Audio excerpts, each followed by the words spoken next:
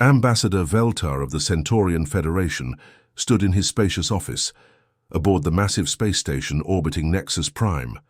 The holographic star chart flickered and danced before him, casting blue light across his scaled features. As the head of Galactic Trade Route Planning, he had mapped trade corridors across 17 different star systems, but something about today's readings made his blood run cold. The massive three-dimensional display showed the entire known galaxy, with glowing trade routes crisscrossing like golden highways between worlds.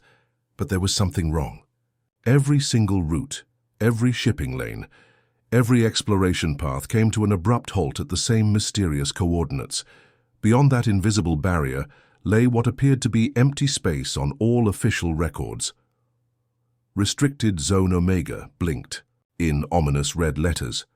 Veltar's clawed fingers danced across the control panel. Computer, expand view of Sector 7 Alpha.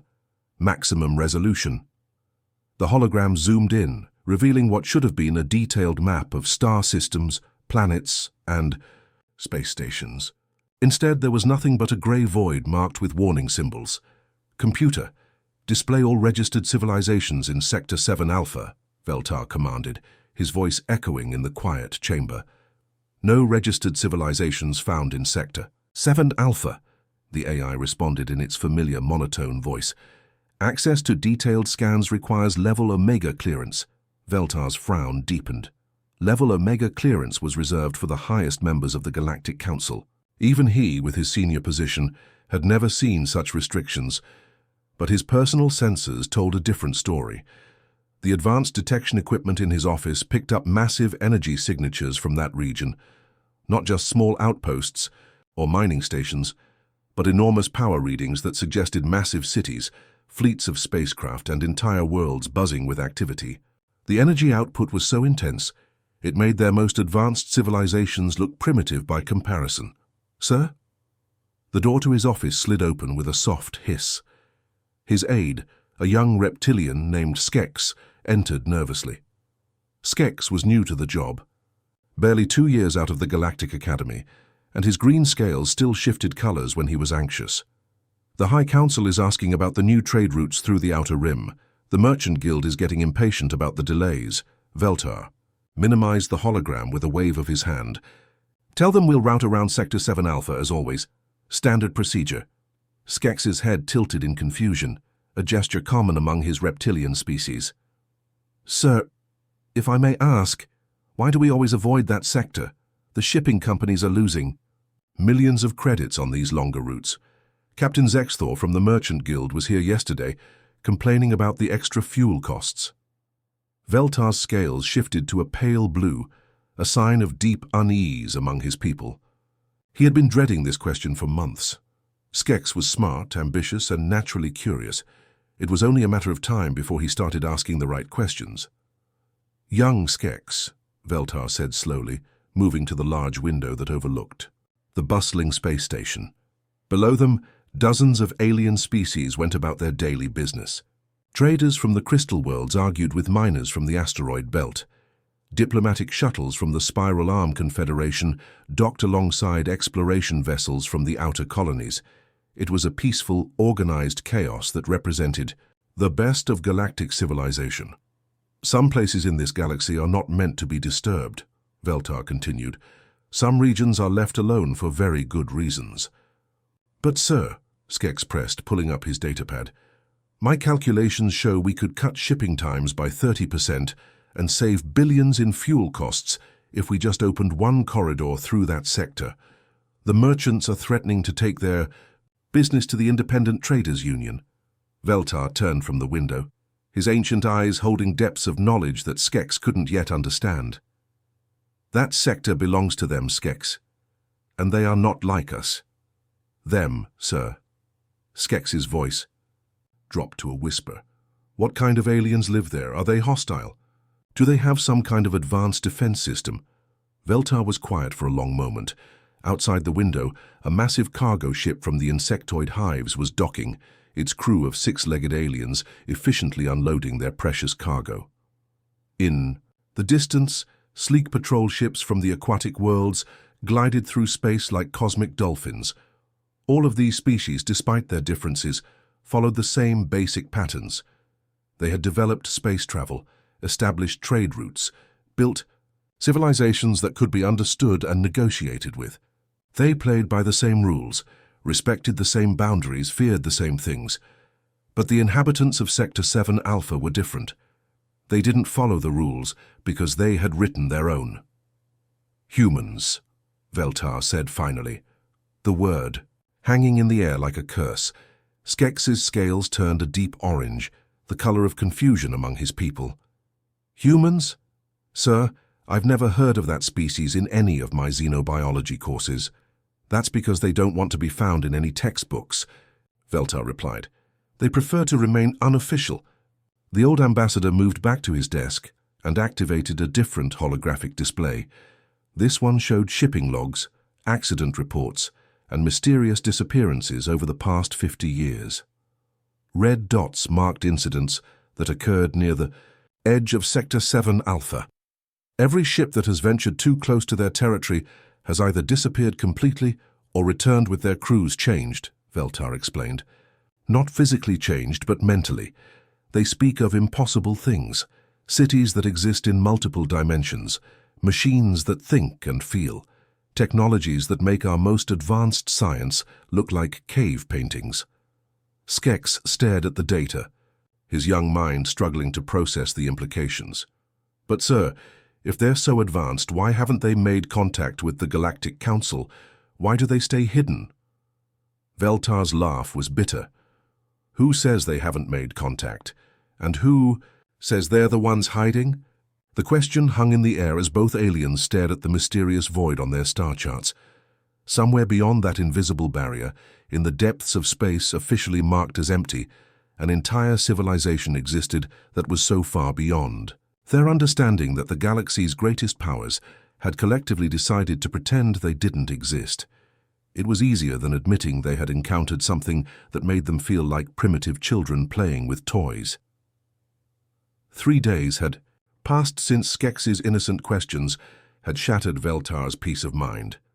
The Centaurian ambassador found himself unable to focus on routine trade negotiations or shipping manifests. Every time he closed his eyes, he saw that empty space on the star charts, that void that pulsed with impossible energy signatures, the E. Military Archive was located 15 levels beneath the main Galactic Council building, accessible only through a series of security checkpoints that scanned everything from DNA to brainwave patterns. Veltar had never ventured this deep into the classified sections before.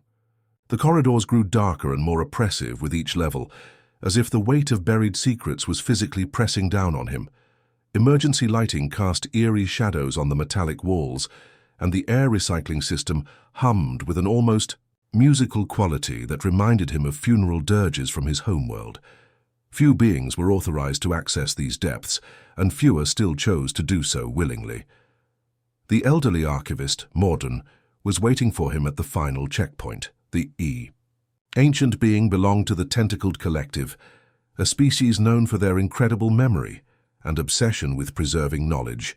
Morden had served as the head archivist for over 2 centuries, and his pale, translucent skin showed the stress lines of someone who had seen too much classified information. His 12 tentacles moved in constant, nervous patterns as he led. Veltar through the maze of filing systems and data storage units. Each section contained the darkest secrets of galactic civilization. Failed military experiments, diplomatic disasters, first contact protocols gone wrong, and technologies too, dangerous to ever see daylight. "You're absolutely sure you want to know?" Morden asked for the 3rd time, his voice carrying the weight of centuries. His tentacles trembled more violently now, wrapping around each other in complex knots that indicated extreme anxiety among his people. "Some knowledge brings only nightmares, Ambassador. I've seen strong beings reduced to madness by what they've learned in these archives." Veltar paused, considering the warning. Part of him wanted to turn back, to return to his comfortable office and pretend the questions had never been asked. But the mystery was eating at him from the inside. The trade routes, the fear he saw in senior officials' eyes, the way conversations died whenever Sector 7 Alpha was mentioned. None of it made sense without proper context. I must know, Veltar insisted, his scaled hands clenched into fists. My aide is asking questions I can't answer. The Merchant Guild is pressuring the Council for new routes. Sooner or later, someone is going to push too hard and people are going to get hurt. Morden's ancient eyes studied him carefully, as if weighing his mental stability. Finally, the archivist nodded and led him to a section of the archive that looked different from the rest.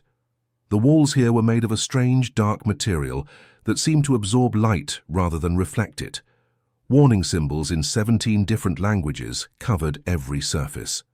53 years ago, Morden began, his voice dropping to barely above a whisper, our long-range exploration fleet detected artificial signals coming from a small system near the galactic rim.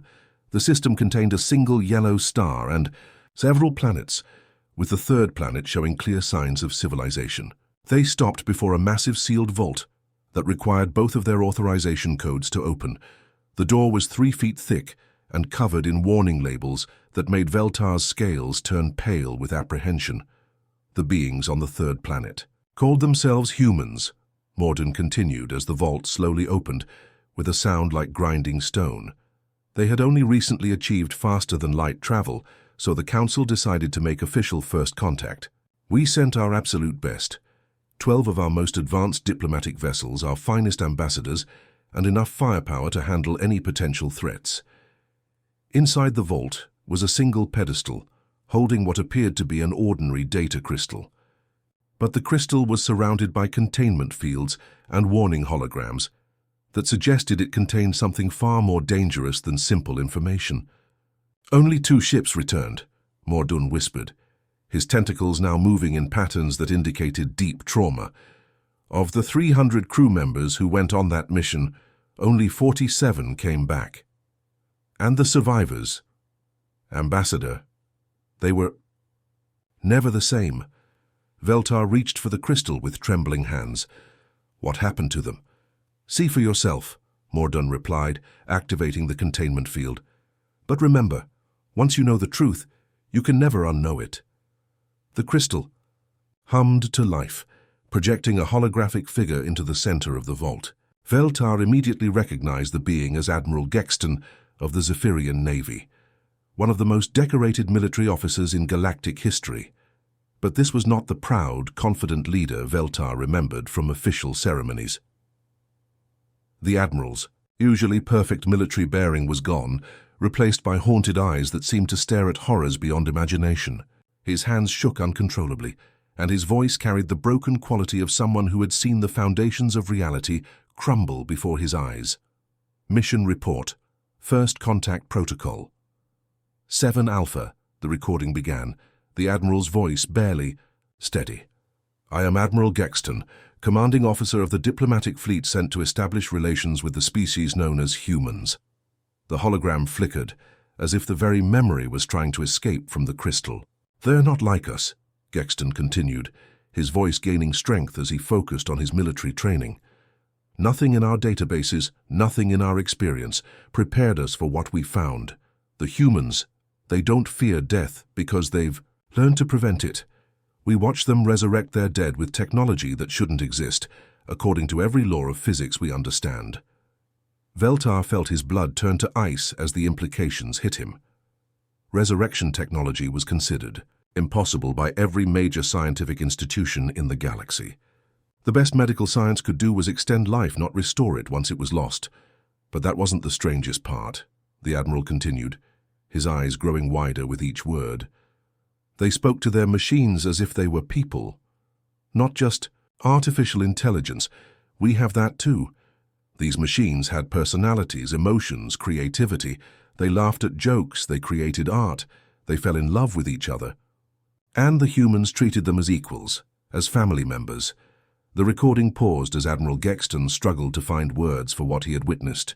We watched a human child ask their household computer to help with homework, and the machine responded with enthusiasm and patience that would make our best teachers jealous. We saw construction robots that took pride in their work, creating buildings that were not just functional, but beautiful.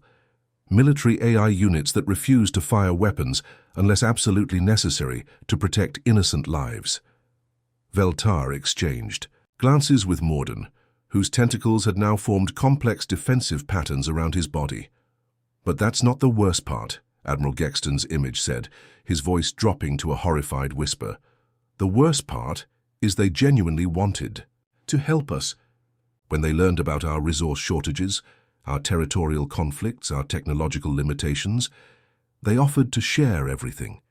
Their immortality technology, their impossible energy sources, their mastery over space and time itself." Hologram flickered again, showing the Admiral's face twisted with an emotion that looked suspiciously like shame. "They looked at our proudest achievements, our fastest ships, our most advanced cities, our greatest works of art, and they looked at us with pity, like adults watching children play with broken toys. They offered to fix everything, to make us better, to share the secrets of the universe with us." Admiral Gexton's image stared directly at the camera, his eyes reflecting a truth too terrible to accept. "We ran. We ran like cowards because we finally understood the truth. We weren't the advanced civilization we thought we were. Compared to them, we were insects. And they were gods walking among mortals, offering to lift us up to their level. Out of pure kindness." The recording ended, leaving Veltar and Morden standing in shocked silence in the depths of the military archive. The truth was worse than anything Veltar had imagined. The humans weren't hiding from galactic civilization. Galactic civilization was hiding from them. Veltar couldn't sleep. For 7 straight nights, he had returned to the military archive, each visit revealing new horrors that shattered everything. He thought he knew about the universe. The restricted files on human capabilities read like science fiction nightmares, except every single report was verified by multiple independent sources. The archive's cold air bit at his scales as he navigated through sections that even Morden seemed reluctant to enter. These were the deepest vaults, containing observations that had been deemed too dangerous for even the highest levels of government. Each file required special authorization, and Veltar had used his diplomatic immunity to access materials that would have driven lesser minds to madness. Mission Report 7 Alpha Prime was the first document that made him question the basic laws of physics. The report came from Captain Zilnok of the Crystalline Confederation's fastest scout ship, the Quantum Whisper. Zilnok had been conducting routine patrol near the edge of known space when his sensors detected something impossible. Long range. Scanners picked up a human vessel approximately 50 light-years from our position, the report read. The ship appeared to be a standard exploration craft, roughly 200 meters in length. I logged the sighting and continued my patrol. Route. Veltar paused, knowing that the impossible part was coming. 14 minutes later, the same vessel appeared directly in front of us, emerging from what looked like folded space. But here's the part that doesn't make sense. Our analysis of the engine signatures shows that the ship had arrived at its destination before it had finished leaving its starting point. The humans had somehow bent space-time so severely that they were traveling backwards through causality itself. The report included detailed sensor readings that Veltar's scientific training couldn't explain. The human ship had twisted space-time, like a piece of clay, creating shortcuts through reality that violated every principle of faster-than-light travel known to galactic science. But that was just the beginning. Surveillance Log 12 Beta came from a deep space monitoring station that had been secretly observing human activity for over a decade. The log entries read like a catalogue of impossibilities. Day 1047, humans have begun moving planet Kepler 442b to a closer orbit around its star. They're using some kind of gravitational manipulation technology that treats the planet like a marble being rolled across a table. The engineering involved should require the energy output of an entire star, but they're doing it with what appears to be a single construction vessel. Veltar activated the holographic display, watching in stunned silence as time-lapse footage showed a planet the size of Earth being gently nudged into a new orbit. The human ship responsible was tiny compared to the massive world it was moving, like an ant pushing a boulder up a mountain. Day 1851. The planet relocation is complete. The humans have also adjusted the planet's rotation speed and axial tilt to optimize weather patterns. They're treating stellar engineering like gardening, making adjustments to entire worlds the way we might trim a houseplant. The surveillance footage showed the human colony ship arriving at the newly positioned world. Within hours, the planet's surface began to change. Deserts bloomed into forests, oceans deepened and expanded, and mountain ranges shifted to create more favorable weather patterns. The humans weren't just moving planets, they were customizing them. But the most disturbing report came from Deep Space Probe Gamma 7, an automated reconnaissance drone that had accidentally drifted into human territory while conducting routine surveys of the galactic rim. The probe's final transmission was stored in a vault that required 3 separate authorization codes to access. Veltar's hands trembled as he activated the probe's final recording. The view screen showed the vastness of space, with stars twinkling in the distance like scattered diamonds. But then something massive moved into frame, and Veltar's breath caught in his throat. The human colony ship was unlike anything in the galactic database. Instead of the sleek metal vessels that every other species used, this ship appeared to be grown rather than built. Its hull pulsed with organic light, like a living creature breathing in the depths of space. Tendrils of energy flowed along its surface in patterns that resembled neural networks or root systems. The ship was enormous, easily the size of a small moon, but it moved with the fluid grace of a creature swimming through water.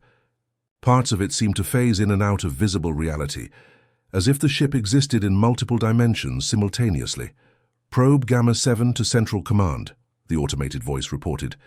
"Detecting massive energy signatures. Ship configuration unknown. Attempting to maintain safe distance." But before the probe could retreat, a figure appeared on its communication screen. The being looked perfectly ordinary by galactic standards, bipedal, mammalian, with features that could have belonged to any number of species. But there was something in its eyes that made Veltar's scales crawl with unease. Not malice or aggression, but a kind of infinite sadness mixed with gentle compassion. "Hello there," the human said in perfect galactic standard, its voice carrying warmth that seemed to reach across the void. "You seem lost. Would you like us to help you get home?" The probe's AI systems immediately went into panic mode. Alert sirens wailed in the background as the automated systems tried to process what they were seeing. According to every sensor reading, the human ship was simultaneously solid matter and pure energy, existing in normal space and hyperspace at the same time. "Unknown vessel detected," the probe's AI announced in its mechanical voice. "Capabilities beyond current understanding, initiating emergency protocols." But the human on the screen simply smiled sadly, as if it had seen this reaction countless times before. "Please don't be afraid. We just want to help." The probe's AI made a decision that chilled Veltar to his core. Rather than risk capture or contamination, it activated its self-destruct sequence. The last thing recorded was the human's disappointed sigh as the probe's transmission cut to static. "Poor little thing," the human had murmured just before the signal died. "They're still so afraid." Veltar sat back in his chair, the weight of realization crushing down on him like the pressure of an entire ocean. The humans had been aware of galactic civilization all along. They knew about the surveillance probes, the secret monitoring stations, the fearful whispers in government corridors. They had been watching the watchers, studying those who studied them, and they pitied them for it. The most terrifying part wasn't their impossible technology or their godlike abilities. It was their genuine desire to help. Every interaction, every contact, every demonstration of their power had been accompanied by offers of aid, friendship, and shared knowledge. They looked at the struggles of galactic civilization the way adults looked at children fighting over toys they had outgrown. Veltar realized that humanity wasn't hiding from the galaxy. The galaxy was hiding from humanity, terrified of confronting the truth that they were no longer the dominant form of life in the universe. They were the primitive species now, the ones who needed protection and guidance, and somewhere in the QE depths of space, beyond the restricted zones and forbidden territories, the humans waited patiently for the day when their galactic neighbors would finally be ready to accept help from their new gods. The scariest part was that day was coming whether they were ready or not. The emergency session of the Galactic High Council was called at 0300 hours, when the capital station was at its quietest. No press announcements, no diplomatic protocols, no records entered into official logs. Representatives from 12 major civilizations arrived through separate docking bays, their ships cloaked and their identities hidden behind diplomatic immunity. The secure chamber was located in the heart of the station, surrounded by layers of signal-dampening technology that could block even the most advanced surveillance equipment. The room itself was a marvel of paranoid engineering, walls made from crystallized void metal that absorbed all forms of energy, floors that generated random electromagnetic pulses to prevent recording devices, and air that was constantly filtered to remove any possible nanoscale monitoring equipment. Chancellor Vextar of the Andorian Republic sat at the head of the crescent-shaped table, his normally pristine ceremonial robes wrinkled and stained with nervous sweat. His forearms moved in agitated patterns as he reviewed the classified reports spread before him. The Chancellor had called this meeting after receiving intelligence that made the previous human revelations look like children's stories. The situation has escalated beyond our worst projections, Vextar announced, his voice carrying the weight of impending doom. Even his advanced vocal cords couldn't hide the trembling fear that gripped his entire being. Our deep space monitoring stations have detected massive construction activity in the human sectors. What they're building defies every law of physics and engineering we understand. The central holodisplay activated with a soft chime, filling the chamber with a three-dimensional map of human space. But instead of the empty void that appeared on public star charts, this display showed a bustling region of space filled with structures that shouldn't exist.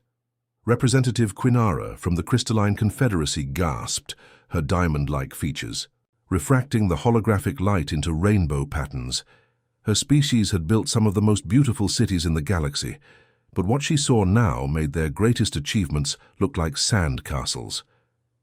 Dyson spheres, massive structures designed to capture the entire energy output of a star, were being assembled around dozens of suns. But these weren't the theoretical constructs that galactic scientists had debated for centuries. These were real, functional megastructures being built at impossible speeds.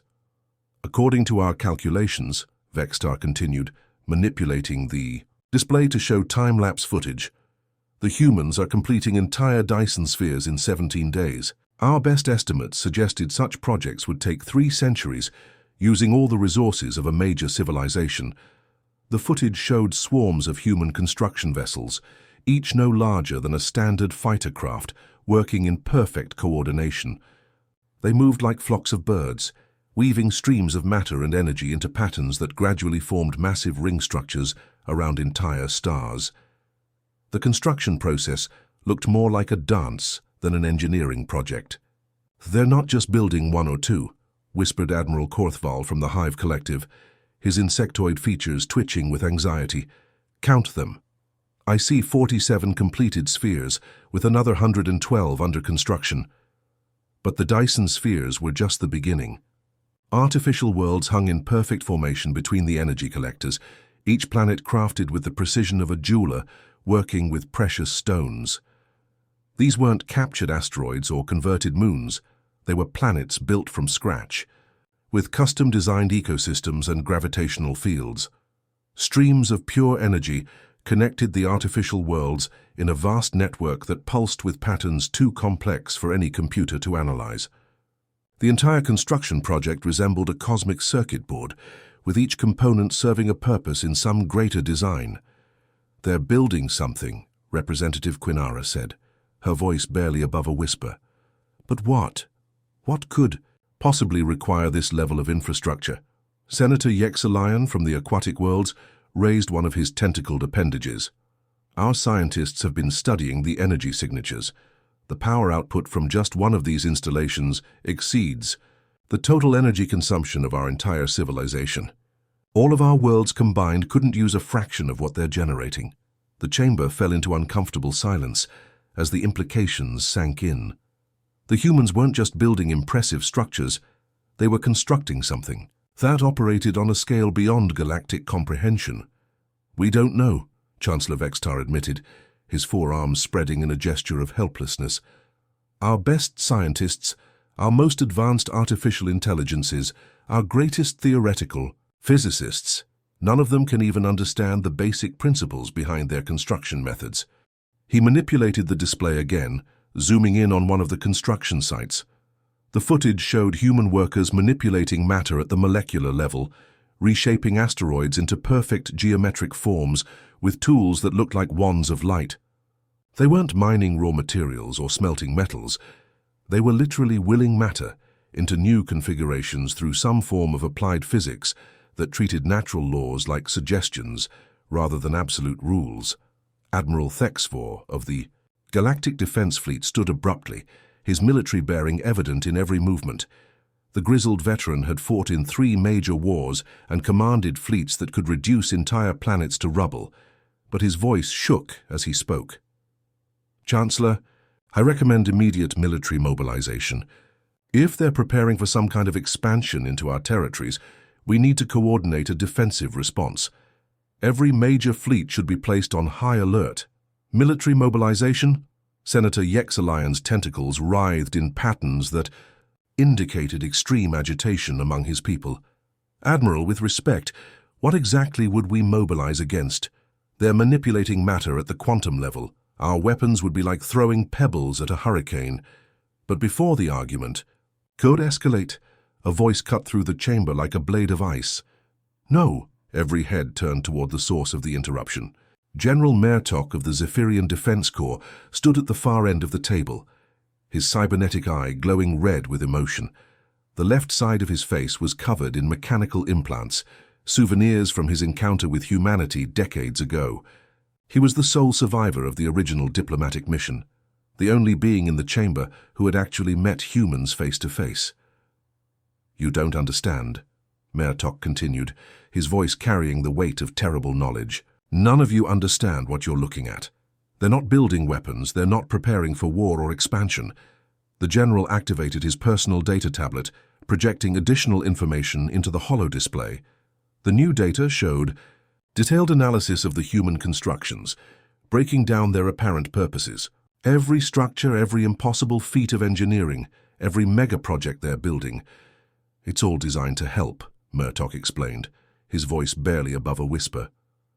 Those Dyson spheres, they're clean energy generators powerful enough to supply electricity to every world in the galaxy. Those artificial planets, they're paradise worlds with perfect climates, ready for colonization by refugee populations. He pointed to the energy streams connecting the installations. Those power conduits, they're designed to be tapped into by external civilizations. The entire network is built with connection points for our technology, our ships, our cities. Chamber fell into stunned silence as the representatives processed this information. Representative Quinara's crystalline features shifted to a deep blue, the color of fear among her people. You're saying they're building all of this for us? She asked. Not just for us, General Mertok replied, his cybernetic eye dimming to a soft amber. I've seen their internal files. They have detailed plans for every major civilization in the galaxy, custom-designed solutions for our resource shortages, our territorial conflicts, our technological limitations. They're preparing to save us all, whether we want to be saved or not. Chancellor Vextar leaned back in his chair, his forearms falling limp at his sides. And that is exactly what terrifies us. The truth hung in the air like a toxic cloud. The humans weren't building weapons of war. They were constructing the infrastructure of paradise. They were preparing to transform the entire galaxy into a utopia, and they had the power to make it happen with or without consent. The most frightening enemy the galaxy had ever faced wasn't coming to conquer them.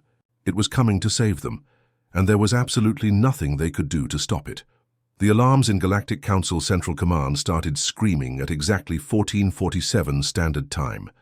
Emergency lights bathed the control room in pulsing red as dozens of alien technicians scrambled to their stations, their various appendages dancing across control panels with practiced precision.